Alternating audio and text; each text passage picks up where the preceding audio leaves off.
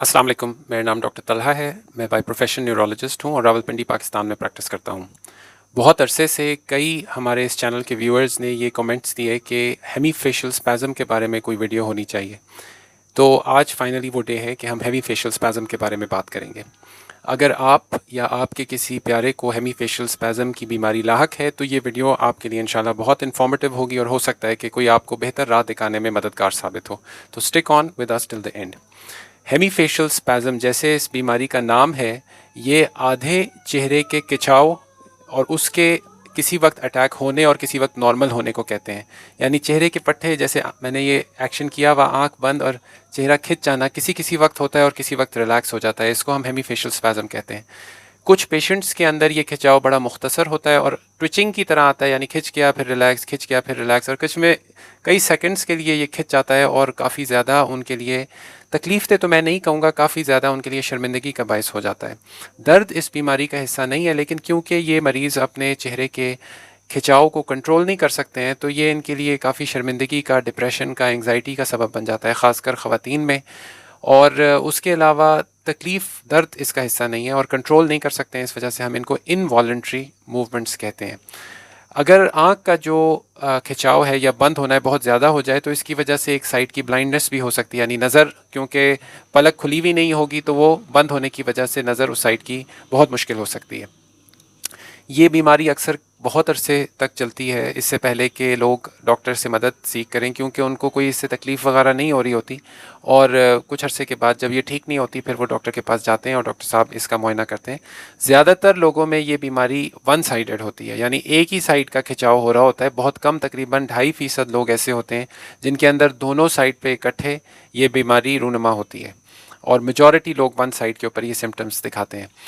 उसके बाद हम आते हैं मुआयने के ऊपर। मुआयने पे जब डॉक्टर साहब इस बीमारी को देखते हैं तो अक्सर क्लिनिक के अंदर, क्योंकि क्लिनिक में बहुत से लोग घबराहट का शिकार होते हैं, तो उनके चेहरे पे ये खिंचाव नमूदार हो जाता है और डॉक्टर साहब भी अमूमन देख लेते हैं, या आजकल मोबाइल्स के दौर में लोग इसकी वीडियो बना के ले आते हैं तो वो अपने डॉक्टर साहब को दिखाते हैं।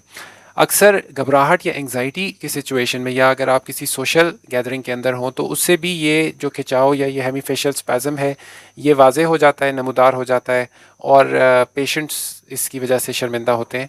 नींद के वक्त में ये जो खिंचाव है ये बिल्कुल ठीक हो जाता है, बिल्कुल नॉर्मल हो जाता है। और ये चीज़ और भी जो मूवमेंट डिसऑर्डर्स हैं और डिस्टोनियाज हैं उनकी तरह है कि नींद में वो चीज़ें ठीक हो जाती हैं।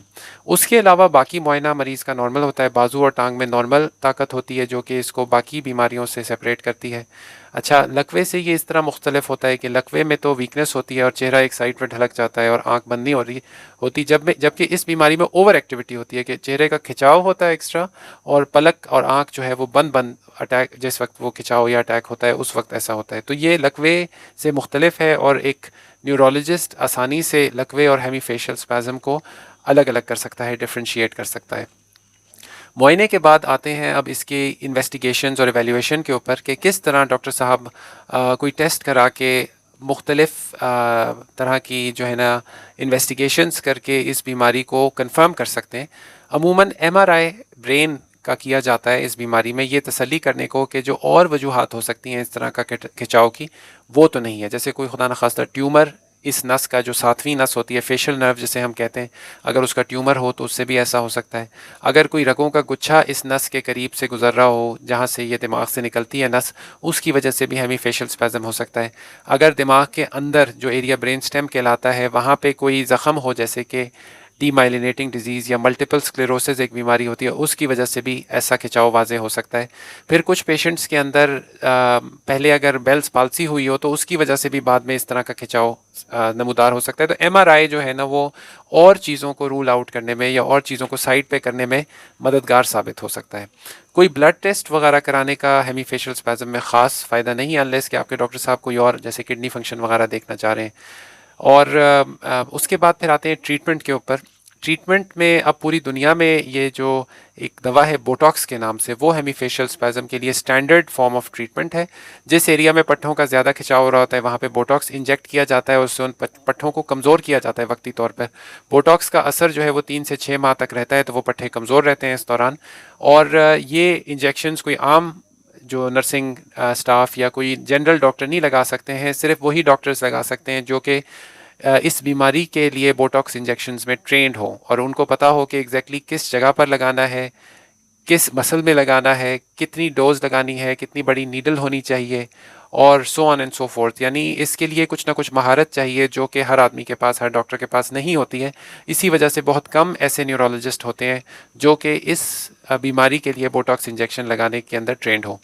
پھر اس کے بعد اگر تو آپ کا مریض بوٹاکس افورڈ نہیں کر سکتا یا کسی اور میڈیکل ریزن کی وجہ سے بوٹاکس نہیں لگا سکتا یا اویلیبلٹی نہیں ہے آپ کے علاقے کے اندر بوٹاکس کی، تو پھر کچھ ایسی میڈیسنز بھی ہیں جو کہ عموماً دیگر صورتوں میں ایپیلیپسی کے لیے دی جاتی ہیں، جو کہ اس بیماری کے اندر بھی کچھ نہ کچھ اپنا فائدہ دکھا سکتی ہیں، اور وہ بھی آپ کے نیورولوجسٹ آپ کو ریکمینڈ کر سکتے ہیں. آخری ٹریٹمنٹ جو بہت ہی شدید ہیمی فیشل اسپازم کے لیے کی جاتی ہے اس کو ہم کہتے ہیں مائکرو ویسکولر ڈیکمپریشن. مائکرو ویسکولر ڈیکمپریشن میں یہ ہوتا ہے کہ زیادہ تر ہیمی فیشل اسپازم کے پیشنٹس میں جو ساتویں نس ہے، فیشل نرو، اس کے قریب ایک رگ کا جو لوپ یا ایک ایسے رگ اس طرح پڑی ہوئی ہوتی ہے، اور آپ کو پتہ ہے کہ رگ کیونکہ پھڑکتی ہے تو وہ نس کو ٹچ کرتی ہے بار بار، اور اس سے نس اریٹیٹ ہوتی ہے. اس اریٹیشن کی وجہ سے وہ ہیمی فیشل اسپازم والی صورت اختیار کرتی ہے. تو ایک ماہر نیورو سرجن اس رگ اور اس نس کے بیچ میں کوئی چیز ایسی ٹیفلون یا کوئی ایسا کشن وغیرہ رکھ سکتے ہیں جس کی وجہ سے اس رگ کا پھڑکنا اس نس کو اریٹیٹ نہ کرے، جس سے ہیمی فیشل اسپازم ٹھیک ہو جاتا ہے، کیور ہو جاتا ہے. اور تقریباً 85% لوگوں میں ایسی سرجری فائدے مند ہوتی ہے، اور یہ فائدہ ممکن ہے کہ لائف لانگ چلے، اور کچھ پیشنٹس میں ایسا بھی ہوتا ہے کہ یہ فائدہ ریورس ہو جاتا ہے اور کچھ عرصے کے بعد ہیمی فیشل اسپازم واپس آ جاتا ہے. لیکن شروعات میں بہت اچھے نتائج ثابت ہوتے ہیں اور زیادہ تر پیشنٹس کو اس سے فائدہ ہوتا ہے. لیکن پھر میں یہ بات بتاتا چلوں کہ ہر نیورو سرجن اس سرجری کے لیے ٹرینڈ نہیں ہوتا ہے.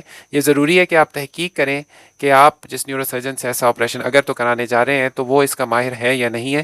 اور یہ بھی ضروری ہے کہ آپ کو کسی ڈاکٹر نے، نیورولوجسٹ نے آپ کو ریفر کیا ہو کہ بھائی اب آپ کا علاج بوٹاکس اور جو کھانے والی میڈیکیشن جو ان سے ممکن نہیں ہے تو آپ کو سرجری کی طرف جانا چاہیے، کیونکہ اس کی سرجری ایک میجر سرجری ہے. اس کے لیے سر کی ہڈی کو کھولنا پڑے گا، اور جس جگہ پہ برین سٹیم یعنی دماغ کے ایک حصے سے یہ ساتویں نس نکل رہی ہے اس کے اور رگ کے بیچ میں ایک بیریئر بنانا پڑے گا جس کی وجہ سے رگ کا پھڑکنا اس نس کو اریٹیٹ نہ کرے. میں امید کرتا ہوں کہ اس مختصر لیکن کمپریہنسو اوور ویو سے آپ کو یا آپ کے پیارے کو اگر یہ بیماری لاحق ہے تو مدد ملے گی، آپ کو صحیح گائیڈنس ملے گی. یہ بھی میں بتاتا چلوں کہ اس بیماری کے لیے جس علاقے میں بھی آپ دنیا کے ہیں، چاہے پاکستان کے کسی علاقے میں ہیں یا انڈیا کے کسی علاقے میں ہیں یا کسی اور اردو سپیکنگ ایریا میں آپ رہتے ہیں، تو یہ بیماری کے لیے جو پراپر ڈاکٹر ہے وہ نیورولوجسٹ ہیں. نہ سائیکیٹرسٹ ہیں، نہ نیورو سرجنس ہیں، نہ سائیکالوجسٹ ہیں، بلکہ نیورولوجسٹ اس چیز کے ماہر ہوتے ہیں کہ وہ ہیمی فیشل اسپازم کو ڈائگنوز اور ٹریٹ کریں. ہاں یہ ہو سکتا ہے کہ وہ آپ کو اگر وہ خود نیورولوجسٹ ایسا بوٹاکس انجیکشن لگا دیں کہ ماہر نہیں ہے، تو ممکن ہے وہ آپ کو کسی اور نیورولوجسٹ کے پاس بھیجے جو کہ ماہر ہیں. اور فائنلی اگر خدا نخواستہ یہ بیماری شدید رہتی ہے تو پھر ممکن ہے کہ سرجری کی ضرورت پڑے. اپنا بہت بہت خیال رکھیے گا، مجھے اپنی اچھی نیک دعاؤں میں یاد رکھیے گا. السلام علیکم ورحمۃ اللہ وبرکاتہ.